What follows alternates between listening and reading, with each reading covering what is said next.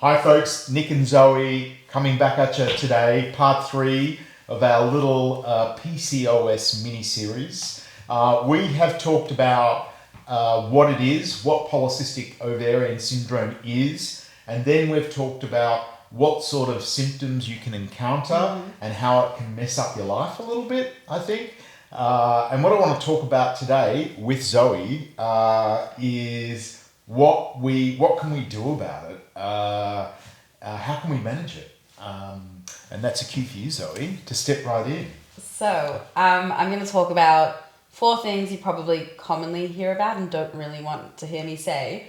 But Again and again, diet, stress management, enough sleep, and regular exercise. the 4 pillars of health. And they do matter, which is why they keep coming up over and Yeah. over again. Yeah. They just impact your hormones on a simple level. Starting from, let's talk about sleep. We need 7 to 9 decent hours of sleep, quality sleep. You need to feel rested and wake up in the morning. Your body needs time overnight to rest, digest, and prepare for the next day. We have the circadian rhythm, which is a 24-hour hormone cycle. So our bodies need enough time to kind of make that little down, get into the sleep zone, I guess, and let it fully recover from the day before the hormones start to rise again and the day begins. If we cut this off at a certain point because we don't have enough sleep or We want to get to the gym. we got to get to the gym before the sun rises, your body's in catch up the whole day essentially. And that's all of your hormones trying to play catch up.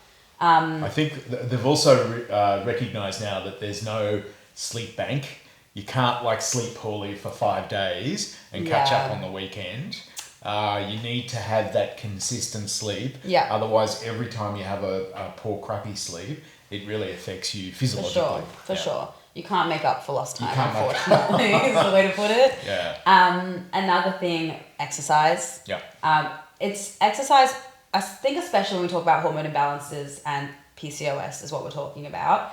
We need exercise that works for each person. So for someone that's cardio classes, for someone else that's strength training or Pilates or yoga or walking, I think it's important to keep in mind our cortisol hormones, which is our stress hormone. Yep. Which brings in that stress management aspect of things.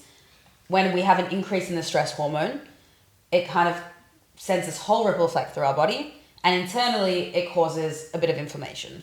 So physically we become in an inflamed state, which can happen purely from physical stress outside, emotional, mental, but also from exercise. If we are putting our bodies at too much of a strain, we can cause a spike in this Under cortisol. duress from exercise. Whether it's just too intense for us, we're doing it too regularly, our body can't keep up. So you've got to choose the right exercise for you. Exactly. Okay. Yeah. And then obviously exercise will increase your muscle mass, which will then feed positively into your metabolism and therefore hormonal systems. Exactly. But the other bonus is that it will help facilitate or regulate the cortisol or the stress hormones. Exactly. Yeah. And there's also that endorphin release from exercise, which is the Makes more you feel positive good. hormones, which we want. Yes. Allow more oxygen flow through the body, Yeah. help your energy.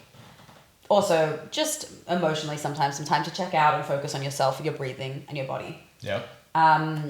Which brings in the stress part as well. Yes. Which we can't forget because life can get stressful. Life will always be stressful. Always stressful, unfortunately. Yes. But having the correct tools to manage that stress on a day-to-day, whether you're out about and you need some breathing techniques, or you have moments at home to journal about your day or meditate or stretch, however that looks for you, just having those tools. Even cognitive therapy, anything that works or helps. Exactly. And you do need to practice them, folks. You can't just say, right, today I'm really stressed, I'm going to start meditating. Please do that though, if that's what the case is. But you do need, they're all skills that you need to develop, so therefore you can really lean on them when you need them. Yes. They need to become habits, essentially, that you pull out of your pocket when you need them. Yep. And the last one, probably one of the biggest of the 4, if they're not all equal, is diet. Right. The reason it's one of the biggest when it comes to PCOS is because of that relationship that the hormones have with insulin. Yep. The blood glucose regulation and blood sugar regulation of the body.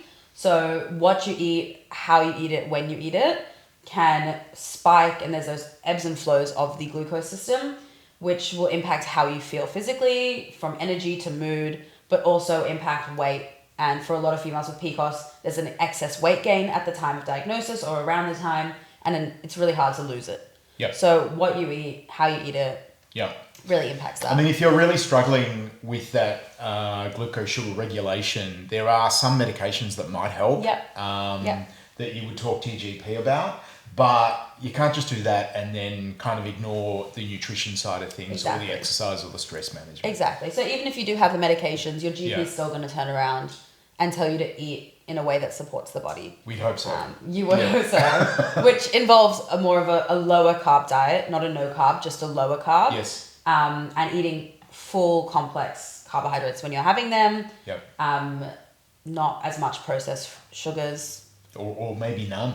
None, if we can get there. Yeah, sure. But it's just, with all of it, we're trying to create sustainable, realistic, lifelong habits that just become natural and easy for... Still allow you to enjoy life. Exactly. But just not too much. Everything in moderation.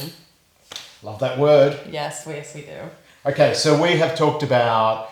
what have we talked about? We've talked about nutrition. Yes. I'm going to backpedal here because I can't remember the first one. We've talked about nutrition. We've talked about stress management. Yeah. And we've talked about exercise. Yes. And we've talked about sleep. Exactly. Very good. So they really do need concentrate. They're important. It is. It's all systems interplay with each other. Yeah. And that's where we come from a holistic treatment perspective. Yeah. The body's linked. Everything we do does matter.